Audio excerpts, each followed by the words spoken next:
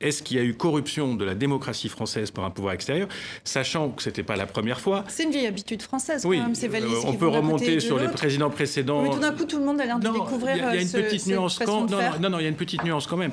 C'est-à-dire que quand un chef d'État africain fait passer une valise par monsieur X ou par monsieur Y pour un président français, c'est pas tous des Kadhafi quand même. Il y a une problématique à l'époque où ça se passe en 2005, 2006, 2007. Kadhafi est un homme proscrit. Son pays est au banc de la communauté internationale. Il est accusé d'un certain nombre de choses, Lockerbie, UTA, etc., etc. Donc on n'a pas affaire à un monsieur tout à fait, j'allais dire, notre autocrate habituel. Deux, il se passe quand même quelque chose. Après, Sarkozy arrive, il va en Libye, il reçoit Kadhafi. Tout le monde a un petit peu oublié, mais il l'a reçu comme un roi.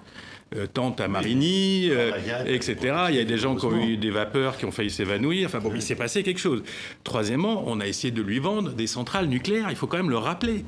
La France, à la limite, on vend bien des armes au monde entier, mais on ne vend pas des centrales nucléaires au monde entier. Donc, je veux dire, il s'est quand même passé un truc dans le registre de l'amour fou spontané qui mérite aussi qu'on y réfléchisse. Donc, il y a quand même un faisceau.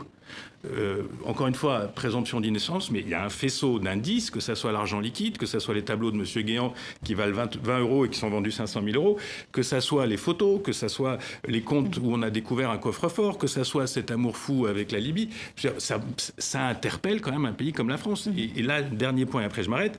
C'est là aussi qu'on peut dire que la justice française, sur laquelle on a un peu l'habitude de dire oui, ceci instrumentalisé de gauche, de droite, eh ben quand même, elle s'est accrochée sur un dossier qui est visiblement une affaire d'État, où il y a des gens qui disparaissent, il y a des gens qui meurent, on ne sait pas trop si c'est naturel, si c'est pas naturel.